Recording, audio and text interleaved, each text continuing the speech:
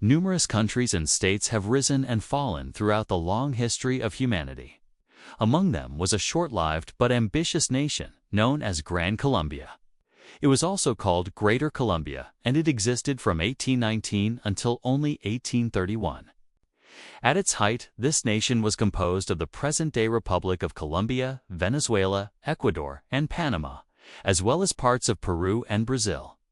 Though its existence was brief, Gran Colombia was widely respected during its time and was seen as one of the most important nations in the Spanish Americas. In fact, John Quincy Adams, who was the United States Secretary of State when the country was formed, even considered Gran Colombia to be one of the most powerful nations in the entire world. Despite this recognition from the United States, European powers were not so quick to acknowledge Gran Colombia. France, Russia, and Austria refused to formally recognize the nation unless it agreed to accept a monarch from a European dynasty. This reflected the old world belief that republics without royal bloodlines lacked legitimacy.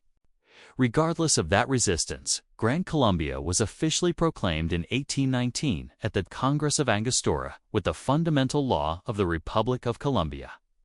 2 years later, in 1821, the Congress of Cucuta adopted a formal constitution, which laid the foundations of the new sovereign state. However, the state faced immediate internal divisions. Some groups wanted a strong centralized government with a powerful presidency, while others supported a federal system more like that of the United States.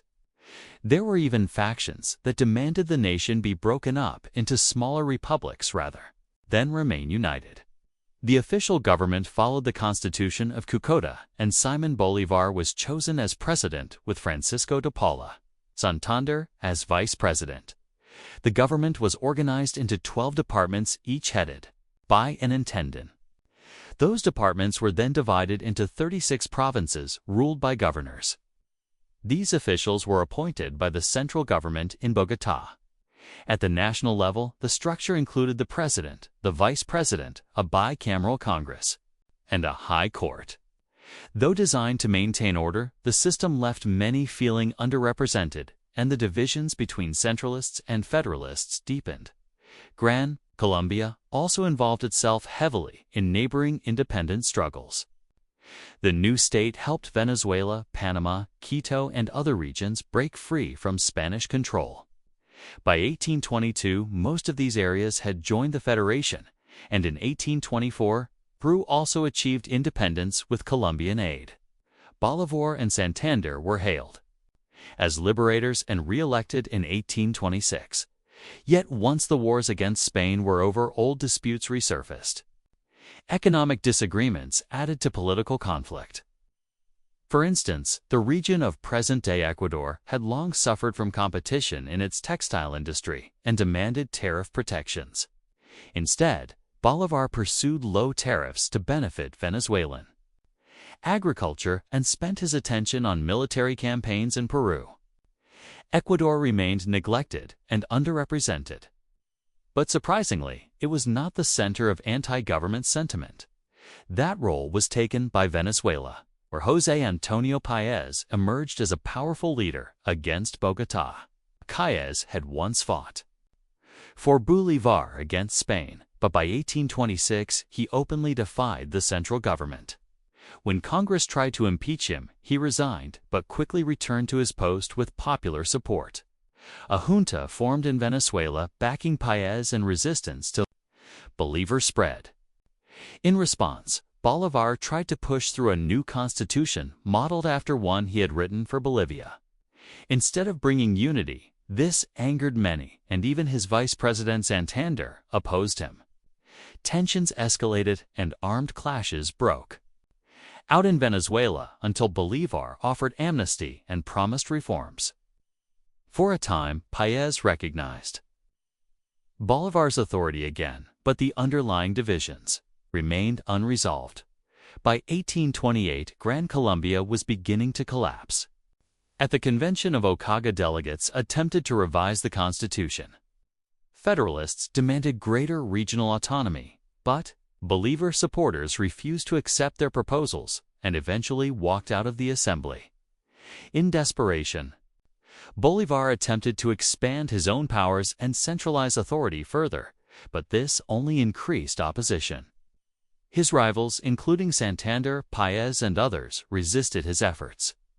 By 10 Babay censure, Bolívar resigned in frustration, knowing that the nation was beyond saving. The next year, Gran Colombia was officially dissolved. In its place, new republics were born. Venezuela became an independent republic. Ecuador followed the same path, and New Granada emerged, which later evolved into the Grenadine Confederation in 1858, then the United States of Colombia in 1863, and finally the Republic of Colombia in 1886. Panama, which had originally joined Gran Colombia, remained part of Colombia until 1903, when it declared independence with heavy influence from the United States. Gran Colombia's collapse was, in many ways, inevitable. The political divisions between centralists and federalists were too deep. Economic differences between regions were too difficult to reconcile. Leaders like Bolívar and Santander disagreed bitterly, and their rivalry weakened the government. Further, though foreign observers such as John Quincy Adams believed Gran Colombia to be a rising power, it was, in reality, a fragile union that struggled constantly to stay together. Its existence remained significant, however. Gran Colombia demonstrated both the ambition and the challenges of building a united Spanish-American state after independence. It showed the difficulty of balancing regional interests across vast territories. It revealed the consequences of leadership conflicts at the highest level. Ultimately, it lasted little more than a decade, but its legacy can still be seen in the countries that emerged from its dissolution. It is also important to reflect on the personalities involved, because Gran Colombia's story was shaped as much by men as by structures. Bolívar dreamed of a united continent free of colonial rule. His vision was grand and romantic, but he underestimated the power of regionalism and the depths of mistrust between different territories. Santander was a more practical politician focused on law and institutions, yet his differences with Bolívar turned into open rivalry. Páez, meanwhile, embodied the voice of the Venezuelan llaneros, the plainsmen who demanded local autonomy.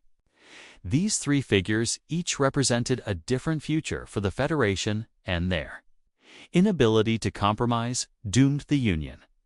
Gran Colombia's fall also highlights a broader pattern seen across Latin America during the 19th century. Many newly independent states struggled to create lasting stability. The promise of unity was always challenged by geography, economics, and culture.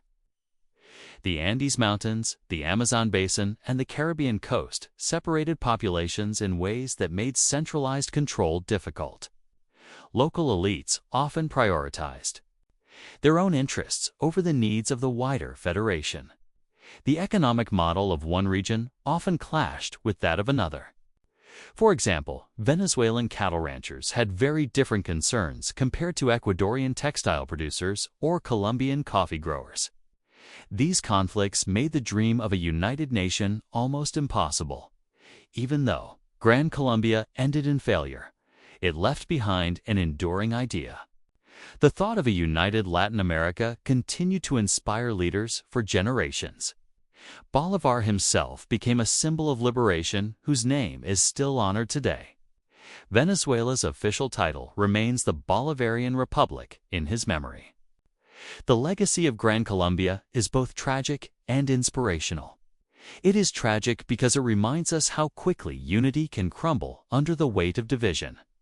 It is inspirational because it shows that even in failure, the vision of freedom and independence can echo across centuries. Gran Colombia's brief life remains a fascinating chapter in world history. For a moment, it seemed possible that a powerful republic could stretch from the Caribbean to the Andes and rival the greatest nations of its time. Instead, it collapsed into fragments. But those fragments continued the struggle and built the modern states of South America. In that sense, Gran Colombia did not entirely vanish. Its ideals lived on in the nations it birthed.